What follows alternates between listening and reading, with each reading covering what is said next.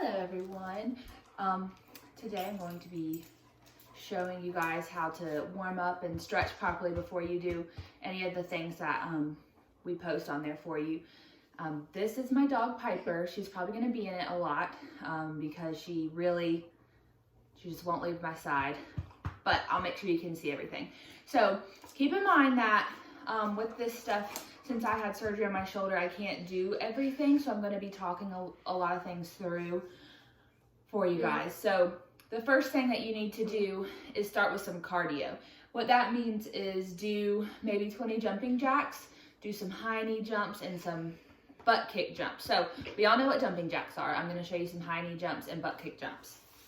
So high knee jumps, you just go high knees. That's it. So maybe do like 25 of those. And then butt kick jumps are going to go, you're literally going to kick your butt with your heel. Watch out, Piper. Watch out. You kick your butt with your heel. Kick your butt, kick your butt, kick your butt. And that's really all that goes with that. Or you can pretend that you're jumping with a jump rope. So those are super simple, but you got to get your blood flowing. Do some cardio. That stuff really helps when we're stretching.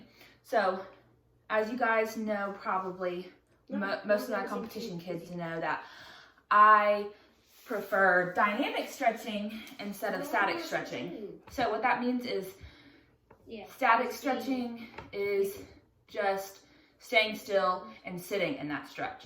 And that's not as good for the muscles as dynamic stretching is. Put your feet down for me. My brother's in here and he just put his feet on the coffee table, so that's why I told him to do that, and it was shaking my phone. So dynamic stretching is moving through a stretch, and that's better for the muscles. It really gets a better stretch, and it has a less tendency than a static stretch is to pop those muscle fibers or injure them or weaken them. So that's really what I prefer to do for myself, and I prefer to teach to the kids as well. So a lot of the things you'll see me doing, I'm not going to sit in one stretch for a long time.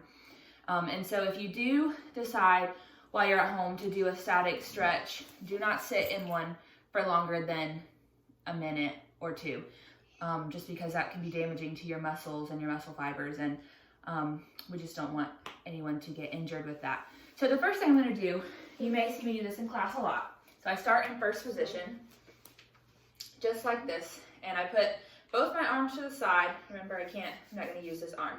So I do a demi-plie, a demi-plie, a demi-plie, and a grand. And once I get to this grand plie, my heels come up and my knees go all the way out.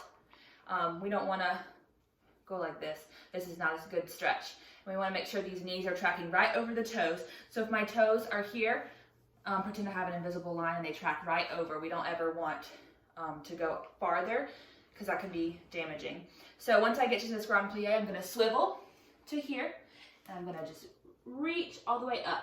So I want to make sure my hips are right over my toes and I'm sending my tailbone into the sky, and I'm not doing this with my head, but I'm dropping my head.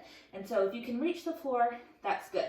If not, grab onto the legs, whatever you are comfortable with. And so I only stand here for about an 8 count. Then I send that leg right on back. So when you're in this lunge, we want to make sure this knee is a right angle. We don't ever want to be over it, and we never want to be like here in this lunge stretch. And I'm sending my knee, the back of my knee straight. I don't want it to be sagging or anything. So I come here, hold this for about 8 counts as well. And then I tuck this knee down and I kind of slide into it. And here I still have this right ankle of my leg.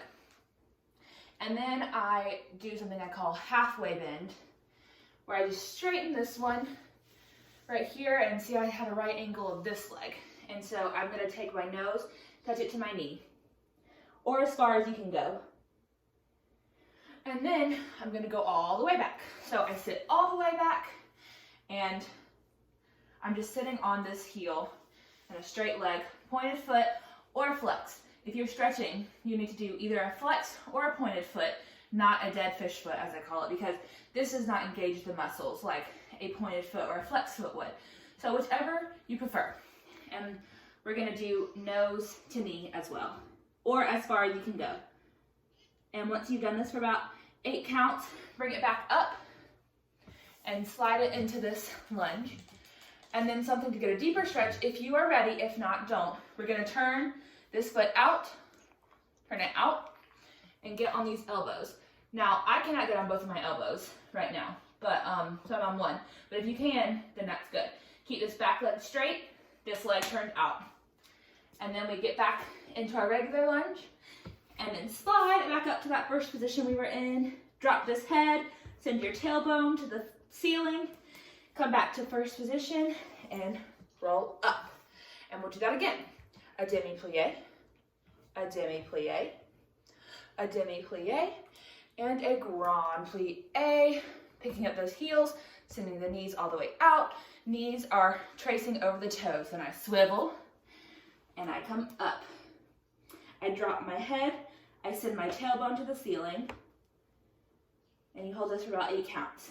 Then I send this leg, let me get in frame, send this leg all the way back, have a right angle here, send this knee up to the sky, we don't want it to sag, so send it all the way up to the sky, and we'll hold this for about 8 counts. And then we're going to do our half bend. So I've got a right angle here, a pointed foot, and I'm going to put my nose to my knee, or as far as you can go. And then once we hold this for about 8 counts, we're going to do a full bend. So come seated on this foot or heel, point or flex the foot to engage in the muscles, and nose to knee. For about 8 counts. Then we're going to push back up and send that leg straight out, turn this heel, and rest on your elbows. It's better to rest on both elbows, not just one, but here again, I cannot do that right now. Then we're going to push back into our regular lunge, slide it up, bring to first, and roll up. And so the next thing that we're going to do, we're going to sit. We're going to get into our butterfly stretch, and we're going to fly them just a little bit. You don't want to fly them too much, but you don't really need to. Next thing I'm going to do is I'm going to send them out just a little bit and stretch down like I'm smelling my feet. As far as you can go. Hold that for a few seconds, come back up. Push those heels back out away from you and lean back into it again. And then we do it again. Push them out just a little bit. So you see my knees are bent just a little bit and they're coming together more. And I'm going to lean back into that again. And as you notice, sending my heels out again, when I'm in a stretch, I take a deep breath in and take a deep breath out. That helps me get deeper into that stretch, and it's good to send oxygen to your muscles as well. And then I straighten them all the way into a pike. This is a pike, right here. My knees are together. I don't have any space in between my knees. And you want these knees to be touching the floor. When we do this, we want either pointed or flex feet to engage in the muscles. We never want here. This is not getting you a good stretch. So what I say to the really young kids, we put some glue on our hands, we rub it, and we stick them down onto the floor. So that's what we want to do. So in this pike stretch, we want, notice how I have a straight and aligned spine. We never want to slouch into that. We want to sit up on these bones here, the butt bones. They're called the sits bones. We want to sit straight up on them. So first, we're going to flex our feet, and we're going to drape our body over them. So to drape, we're going to use both hands. We're going to pull up and over and drape. And hold for a few seconds and bring it back up. Not very long. Up, over, drape. Come again, up, over, drape. And now we're going to point. And so what I like to do with this one, same thing. Pull up and drape over and come back in. Well, you got up, drape over, come back in. Up, drape over, and come back in. And then I like to shake it out. Just shake those legs out We don't want our muscles to get too tired. So the next thing I like to do, I like to sit in a straddle. So bring your legs into a straddle and scoot a little bit. So that gets you into your farthest straddle that you can get into. And notice how I'm flexing my feet right now because I'm engaging in my muscles. I don't have dead fish feet. So something that's very important, here are my knees. My knees are not facing in and they're not facing out. They're facing straight to the ceiling. So right now I have my thumb sitting on top of my kneecaps and notice how they're pointing straight at the ceiling. So if they're not, adjust your legs, adjust your body because we don't want to rotate the hips inwards or outwards. So I have my thumb sitting on top of my kneecaps here and they're pointing straight up at the sky. This is an appropriate position. Notice how I have a good poised position, aligned spine. If I were to rotate, I'm not crunching, I'm just sitting up straight. So what I like to do, remember I can't do both arms, so I say put a seatbelt on. So I'm gonna take a seatbelt and latch it over. So this goes for both arms. And then we reach to one leg and extend all the way to the other. So my feet, I prefer to flex my feet in these stretches, but you can of course point them, whatever you feel like. And so this arm and the seatbelt, it creates an oppositional pull in the muscles and it's a really good stretch. So I'm gonna take this one, put a seatbelt on, and I can't scoop and reach with this arm, but I'm just gonna do my body. So I scoop and I reach. And I keep reaching and we're creating a stretch not only here in the body, but also in the hamstrings as well. And we sit up. And then we're gonna take both arms and we're gonna reach up and over to go forward. And then bring it in. So we never wanna just slap our bodies down. That's not good for the muscles and it's a little lazy work. So we want to reach up and over to really get a good stretch. So up and over. And you can hold here for a little bit and then bring it back in. Okay, and then I just pull them back in, shake them out. We don't want these to get tired or too stretched out. So the next thing I'm going to do, you may hear me call this a pigeon. It is a yoga pose, but it's good for stretching. So you can just simply bring your legs to both bend right here. And so I sit up on the front one and straighten the one in the back, if you can see. So this one is straight and this one is bent, this one's straight. And so I'm here and I'm going to just lean over on it. And this should be stretching the hamstring and the glute muscles and that bent leg. And then I'm going to pull up. If I want to get a nice stretch in the back, I'm going to pull up and reach back. And then I like to do what I call reverse pigeon. So I bend this back leg, straighten this front leg. This is a good stretch for splits. So notice how I scoop myself up to really open that leg. And I reach forward, not diagonal, but directly nose to knee on this one. And hold this for a few seconds. Do the Lakers. And then bring that leg back in. And now we're going to switch legs. We're going to switch into both bent legs here. The Lakers and the girls. And then we're going to sit up on this front bent one and straighten that back leg. If you can see me. Yep. Okay, and then we're going to drape our body over this leg. And if you can't go this far, that is okay. We're going to sit up and get a little back stretch. And then we're going to reverse it. Bend that back leg, straighten the front leg, and remember, don't go diagonal, go straight over. So, and scoot into it, nose to knee. And then bring that back in. And then we're going to take these legs, put them forward, and I'm going to bring them into butterfly.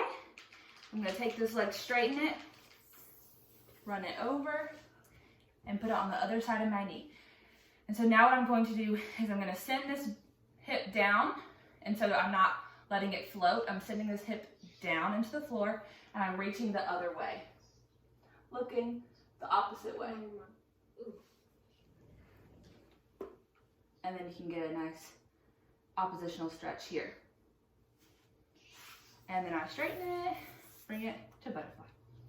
I'm going to take this leg, straighten it, swoop it over, put it on the opposite knee, send this hip down, and look the same direction as it. So you'll get a good stretch here. Then I'm gonna go the oppositional way, get a nice oppositional reach. And then I'm gonna swing it back down. Okay, so now that I've gotten all this done, we want to stretch our arms. Keep in mind that I'm not in a place to do so right now. But I'll walk you through it. So you're gonna take one arm and go across, and you're gonna take this arm and go under. And what I like to do is start from here and hold and pull all the way down. I can't really demonstrate that for you, but that'll give you a nice stretch in both arms. Then the other one, you take it and place it behind your back and between your scapulas, and then you would reach and pull. But don't pull to where it hurts you. Keep in mind that if a stretch does not feel stretchy, if it feels really painful, like a sharp pain, you're going too far. So we don't want to pull a muscle. We don't want any of these to hurt. We want to feel like a stretch sore type of feeling, but not anything that's super painful.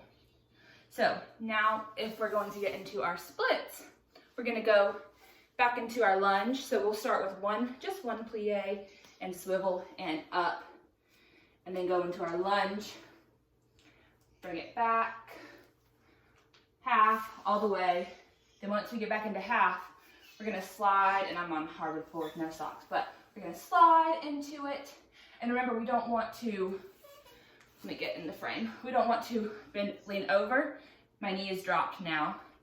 We don't wanna go out, and my knee is to the other side. We want knees pointed up, pointed feet, or flexed. And then just bring it back into bend when you get done with that. And then for the other one, same way. So now I'm going to show you guys how to stretch your feet using a TheraBand. So here I have a medium strength TheraBand.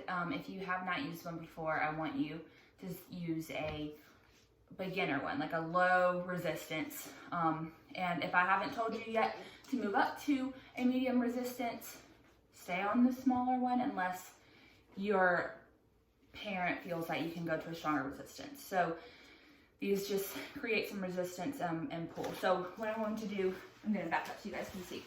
So here I have my feet flexed.